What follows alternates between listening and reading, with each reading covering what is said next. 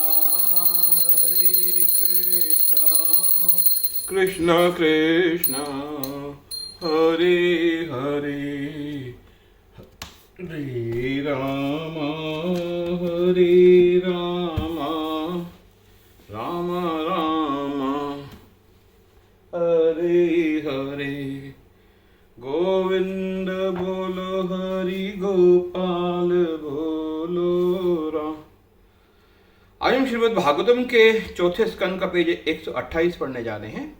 राजा पचिन वही ने कहा, हे ब्राह्मण, आपने जो भी कहा मैंने बहुत ध्यानपूर्वक उसे सुना है। इस विषय पर ध्यानपूर्वक मनन करने के पश्चात मैं इस निष्कर्ष पर पहुंचा हूं कि जिन आचार्यों ने मुझे इन कर्म कांडों से नियुक्त किया था वे कृष्ण भक्ति के गुह्य ज्ञान के अनजान थे, अन्यथा वो क्यों मुझे इसका ज्ञान नहीं देते। वैदिक शास्त्रों के सार से संबंधित आपने मेरे समस्त संशयों को छिन्न भिन्न कर दिया है। मैं अब समझ सकता हूं कि महान ऋषिगण भी अक्सर जीवन के सच्चे उद्देश्य को लेकर भ्रमित रहते हैं, परंतु मेरा एक और प्रश्न है, कृपया इसका भी निवारण कीजिए। कहा जाता है कि व्यक्ति अपने इस जीवन के कार्यों का फल अपने भावी जीवनों में भोगता है, परंतु मृत्यु के समय व्यक्ति अपने इस शरीर को त्याग कर नए शरीर को प्राप्त करता है। फिर ऐसा कैसे संभव है कि वह किसी दूसरे शरीर में किए गए कर्मों के अच्छे बुरे फलों को उस शरीर में भोगे। नारद मुनि ने कहा, स्थूल शरीर मात्र एक ब्राह्म्य आवरण है और उसका उद्देश्य आंतरिक सूक्ष्म शरीर के कार्यों को फलीभूत करना है। मन, बुद्धि और मिथ्या अहंकार से युक्त सूक्ष्म शरीर ही स्थूल शरीर का वास्तविक मूल है।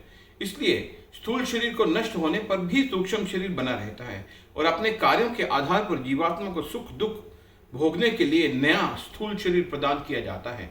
सोते समय हम इस बात का अनुभव कर सकते हैं, जिस समय व्यक्ति स्वप्न देखता है उस समय वह अपने स्थूल शरीर से एक भिन्न शरीर स्वीकार करके उसके माध्यम से कार्य करता है। इसलिए यह निष्कर्ष निकाला जा सकता है कि व्यक्ति अपने सूक्ष्म शरीर के माध्यम से सुख दुख भोगता है। इस जीवन के कर्मों के अनुसार व्यक्ति को अगला स्थूल शरीर प्रदान किया जाता है और परमात्मा इसे पिछले जन्म में उसकी अधूरी रही योजनाओं को उसे स्मरण दिलाता है।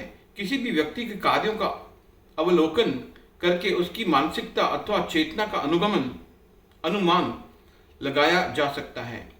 इसी प्रकार किसी भी व्यक्ति की मानसिकता को देखकर उसके पूर्व जन्म की स्थिति तथा भावी जन्मों की स्थिति का अनुमान भी लगाया जा सकता है। मन पूर्व जन्मों के समस्त विचारों तथा अनुभवों का भंडार है, इसलिए कई बार वह स्वप्न में इन वस्तुओं को भी देखता है जिनका उसे इस जीवन में कोई अनुभव नहीं होता।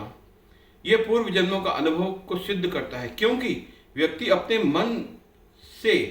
मन में से ऐसी किसी भी वस्तु की कल्पना नहीं कर सकता जिसका उसने इस अथवा पूर्व जन्म में कभी अनुभव न किया हो।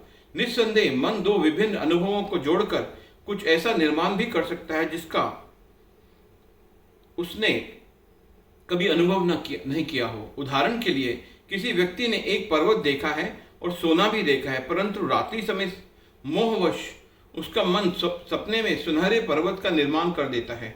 जब तक जीवात्मा इंद्रिय भोग के लिए कार्य करता है तब तक वह बारंबार जन्म मृत्यु के चक्र में फंसा रहेगा। इसलिए बुद्धिमान व्यक्ति को चाहिए कि वह सतत भगवान की भक्ति में रत रहे और इस प्रकार स्थूल एवं सूक्ष्म भौतिक आवरणों के बंधन से स्वयं को मुक्त कर ले। प्राचीन वही को उपदेश देने के पश्चात नारद मुनि ने सिद्ध लोक के लिए प्रस्थान किया। उस समय राजा प्राचीन वही ने अपने मंत्रिमंडल में की बैठक बुलाई। उन्हें निर्देश दिया कि किस प्रकार जब तक उनके पुत्र पचेता अपनी तपस्या समाप्त करके लौटे तो वे उन्हें राज्य के कार्यभार सौंप दे। हरे कृष्णा कृष्णा